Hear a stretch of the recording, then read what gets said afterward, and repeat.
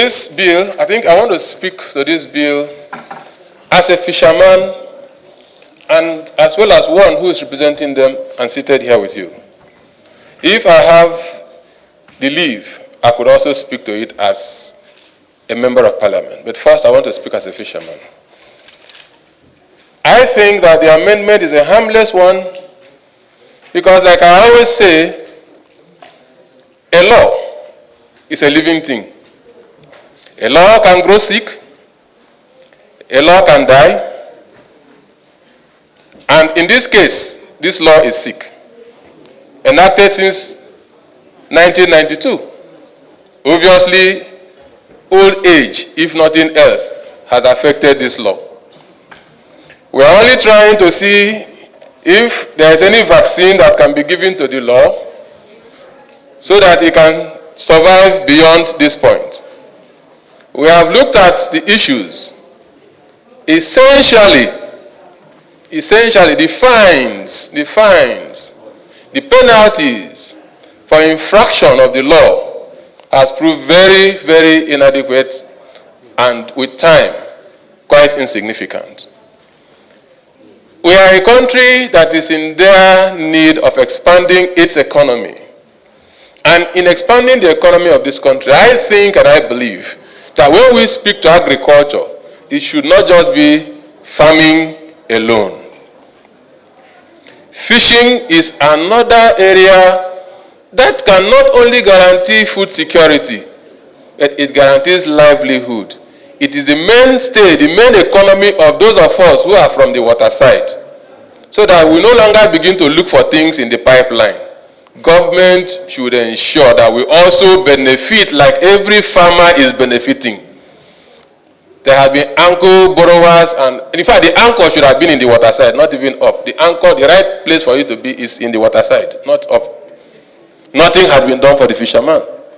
Yes, we agree, I would digress. Yes, we agree that we don't have resources to sustain extra and additional institutes.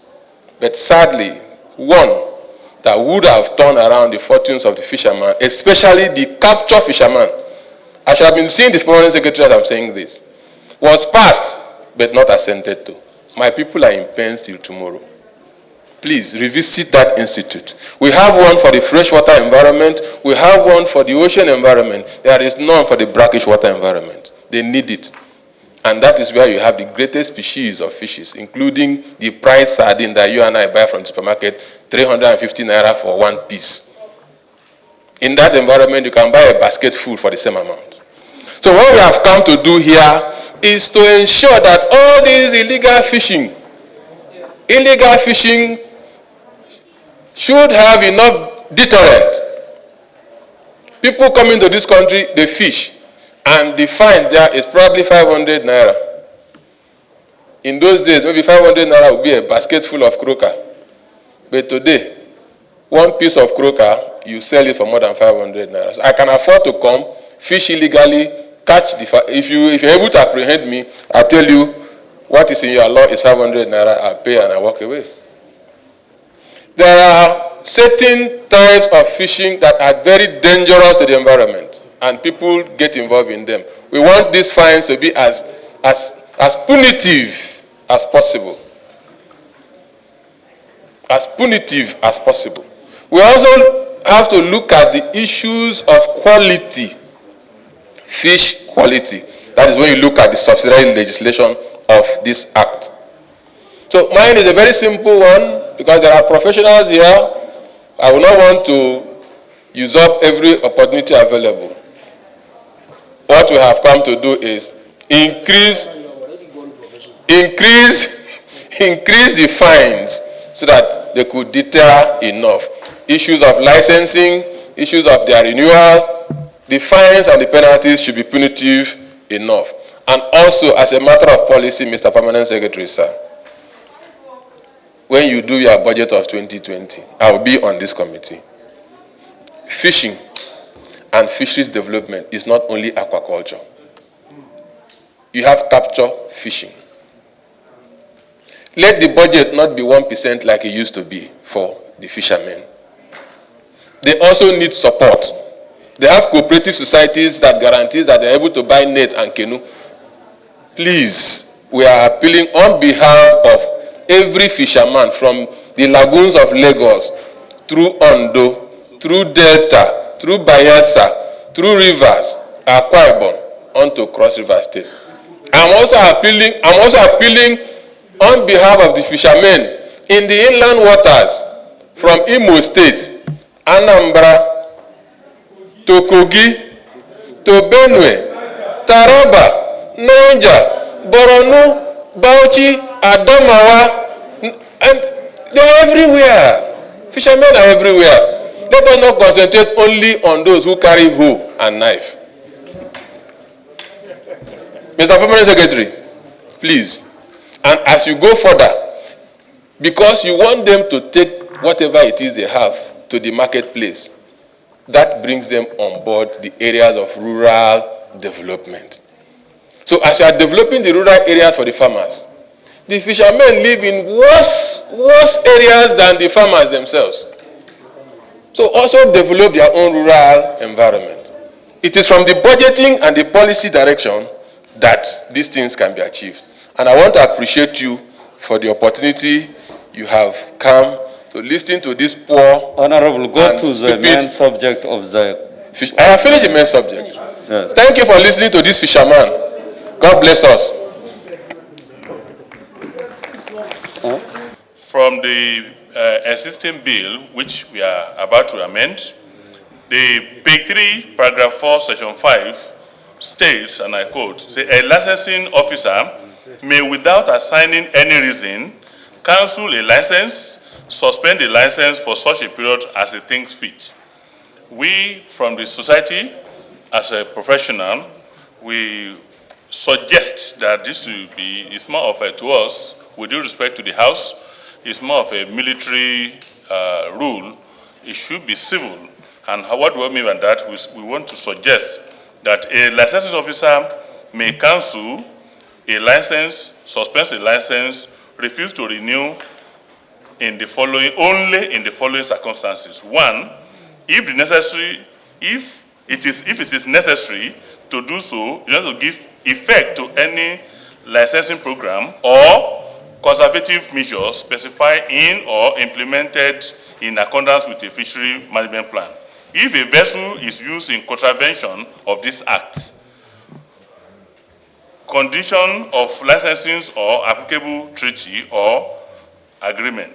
3, payment has not been made for any change, penalty, fine, or compensation required under this act.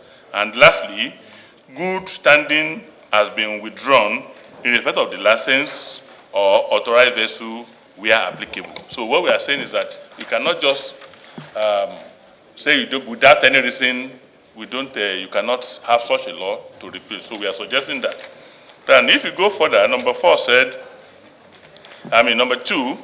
paragraph 3, page 3, paragraph 5, that is operating with expired license. The existing law, just like the sponsor of the bill says, 50,000 naira. Having been privileged to work in tandem with our neighbors in the Gulf of Guinea, specifically the Liberia, Ghana, Ivory Coast, and the rest. I am privileged to work in that area back in my portfolio in ECOWAS, and we found out that we are the least in this direction. So FISON, that is Fisheries of Nigeria, the acronym is FISON, hereby wish to recommend that the fine be increased to, we will check at the bills from other countries, and we went to the middle. And they made some are talking about $500,000, some are talking about $200,000. So we recommend that our own should be $250,000 across board. And why? We look at what is happening. When I'm going further, you see this. What is happening to the industry? For instance, those who are under shrimping, the cost of shrimp in the international market is very, very expensive. And if you just give them a fine of even 2 million, 5 million, by the time they convert it to dollar, it's nothing to them. They'll go back to that place again. And that is not too good for us. So on number 3, enforcement of the act, that is section 6. They said in this section, person designated as authorized person were listed. We now felt, because of our peculiarity in this case, we are suggesting that in international forum, there's what we call observer in enforcing the law. And I will dwell on that briefly. In Nigeria, the monitoring, control, and surveillance is not properly developed because of probably the money, the finance to the ministry. The permanent secretary is aware of what I'm saying. We are lacking surveillance boats.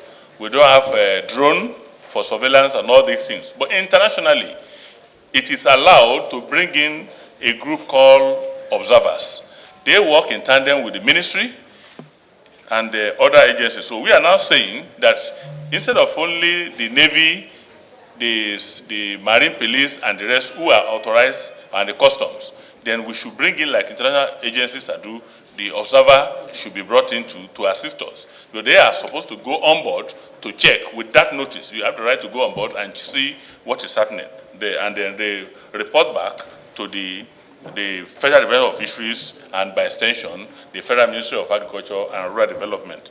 Now, under regulations, we look at page 16, paragraph 4, that is landing of cash at Nigerian port. It says that all fish caught by motor fishing boats within the Nigerian territorial water or its exclusive zone shall be landed at Nigerian port. No part of it may be exported or shipped away from Nigeria at sea. There's nothing, there's a common thing. I'm talking as a professional in the field. There's what called transshipment, which is not captured in this act that we are about amending. So we have to now put the word transshipment, which is common, because what happened is that the people at the IC, they will catch our fish and then transload to others. The only container that is allowed internationally is when the vessel is faulty. Then you have to report to the agency, like the Ministry of Agriculture or the FDF, who will now go with the observer and see that truly the vessel is faulty, and now it's just like a vehicle that breaks down. You can transload the load to another motor. So, but that is not the case. They will transload illegally, and by that, the revenue they're supposed to pay will reduce. So if they are caught, the punishment is as stated above, according to the our sister countries. So we are saying that transshipment should be included in this, so I will be specific.